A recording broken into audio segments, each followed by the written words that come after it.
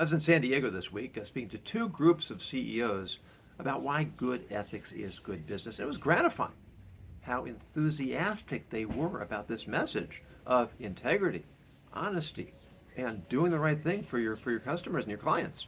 It was a great trip. However, as often happens, the travel there and back gave me some new insights about why ethics is so important in business. Now, part of it's my own fault. I did something I knew I shouldn't have done, and I did it anyway. I booked through Priceline. I thought I could save a few bucks. And then I compounded my mistake by doing something else I knew I shouldn't do, and I did it anyway. I booked one leg on Frontier Airlines. Well, only a few hours after I booked, Frontier changed the flight. They moved it up 4 hours. I could no longer make it. So I had to cancel that flight, which means I lost the bundle deal I got on the rented car that tripled or quadrupled the rental price. We'll talk about that in a moment.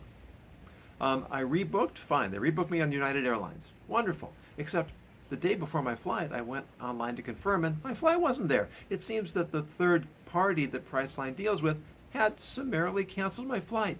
No explanation, no reason, no notification. I had to rebook through United, and because it was the day before, it cost me an extra $300. So I called Priceline. I told them what happened. They were very apologetic. They said they would refund the price immediately, and they agreed to give me a $300 credit for some future use. I just had to send all the information to an email. They gave me the email. I sent it to them. It was blocked. The email wouldn't go through. So I went online. I found 5 different email addresses for Priceline customer service. I sent it to all of them. One of them emailed me back saying, "This is not our department. We can't help you." One, I got an automatic response saying I would hear back with them in 48 hours, and I heard back from no one. This is why it's called customer no service. It's so unethical to run a business like this. And it's self-destructive, because I will never use this service again. Well, it even got better, because there were storms that weekend, or during the week, and my flight was delayed. I got a new flight, and United was very helpful. Got a new flight after that. And then I had to change plans again. Instead of getting to San Diego in one day, I was going to have to stay over in Chicago with friends. Now, I called the rental car agency, and I told them that my flight was delayed, and I was not going to be able to get it until the next day. When I showed up, they told me that because I was more than 12 hours late, they would not honor the terms. They said they didn't have any more of those cars, and I would have to take an upgrade, which would cost me twice as much. I said, no thank you, walked away. Silver lining, I let my credit card company, Chase, know about it, and I immediately got a response that said, your dispute has been resolved, the money's back in your account. Apparently they've had to deal with Fox Rent-A-Car themselves. But think about it. You're offering a service. The idea is to save people money.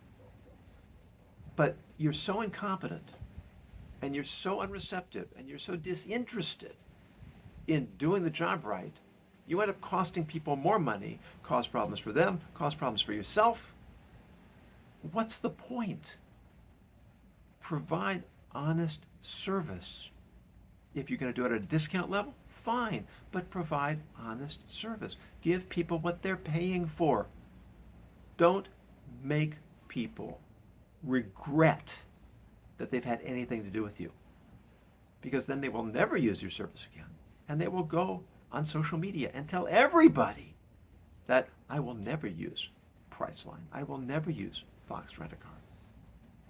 I would rather pay a little bit more and deal with somebody that I know is going to give me what I've paid for.